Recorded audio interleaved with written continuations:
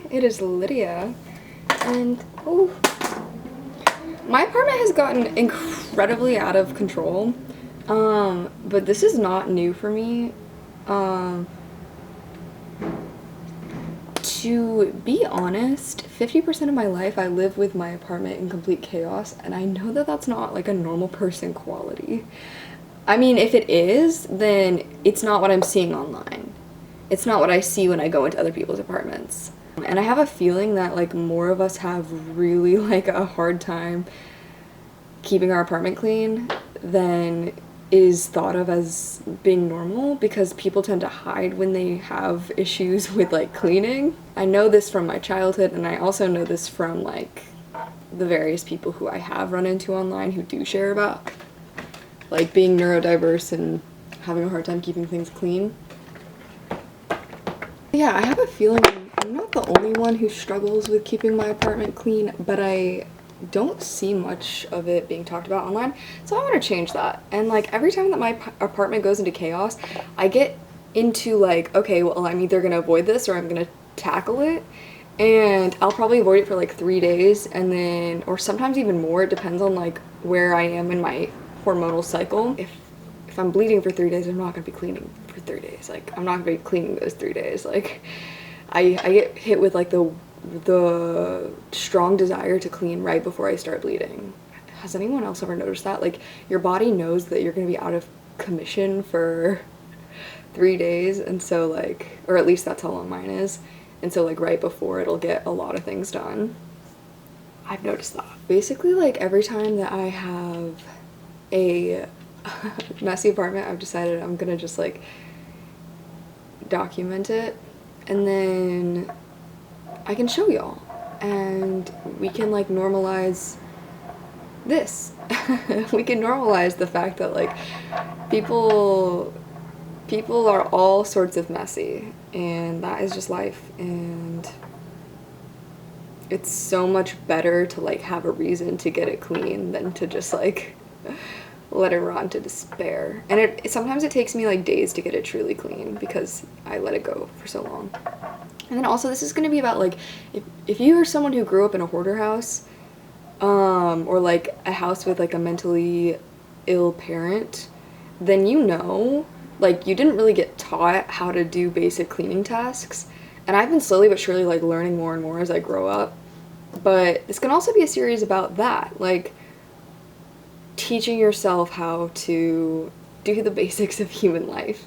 Like, I think it's a combination of me being a neurodiverse person that makes this harder for me to learn, because especially with like ADHD and autism, like certain neural pathways just don't reinforce the same way that it does in neurotypical people, to the point that like to make a habit you have to do it like 100 times more than neurotypical people. And then also on top of that, as a child I didn't learn these things, so I already don't have as many times doing these things. So yeah, this series is just gonna be about like me cleaning my apartment and like getting my shit together.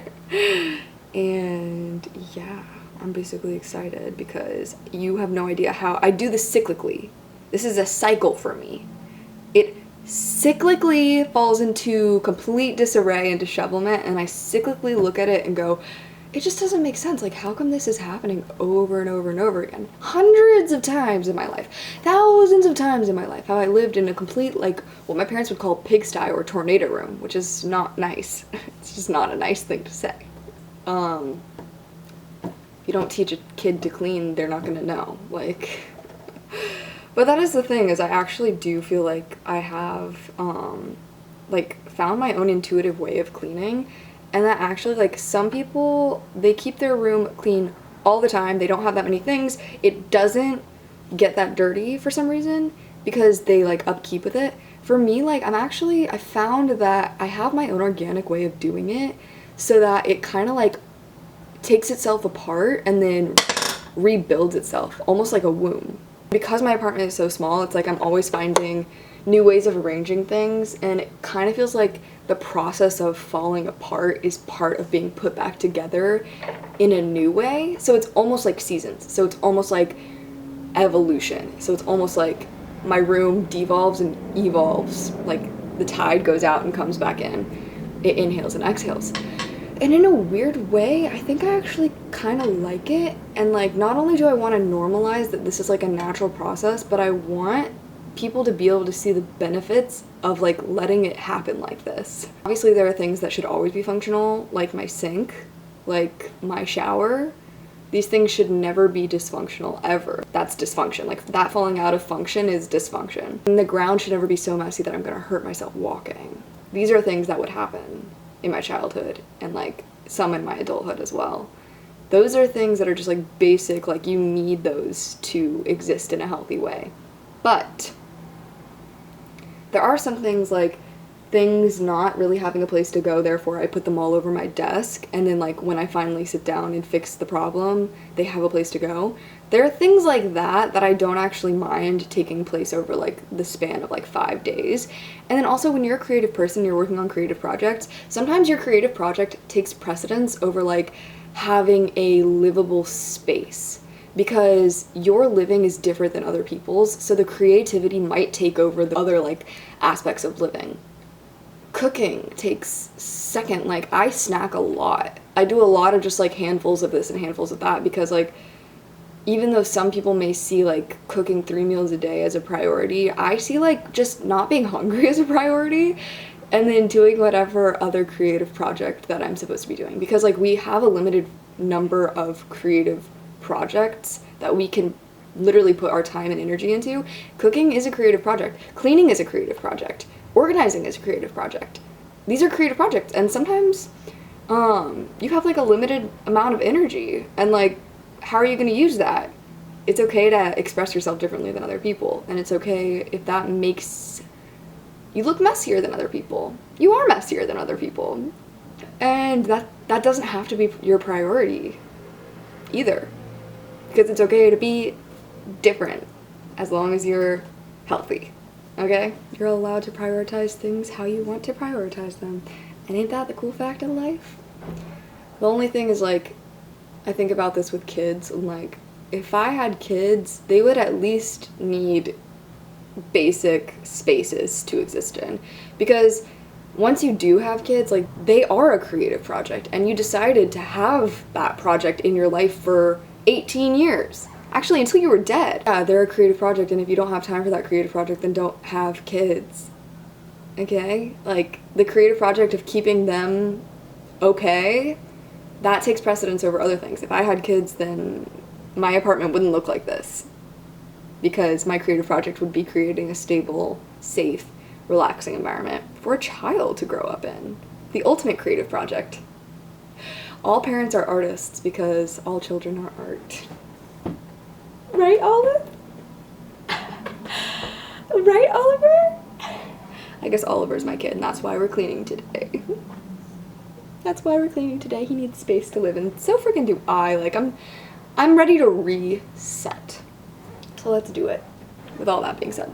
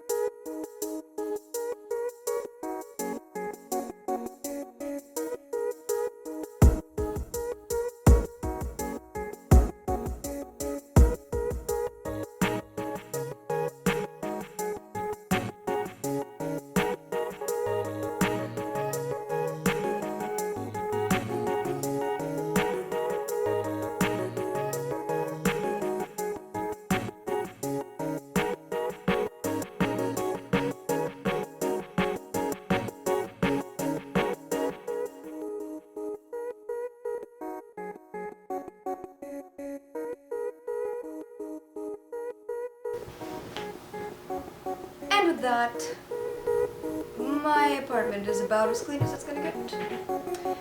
It's pretty freaking good. Yeah. That was pretty fun. And thank you for cleaning with me.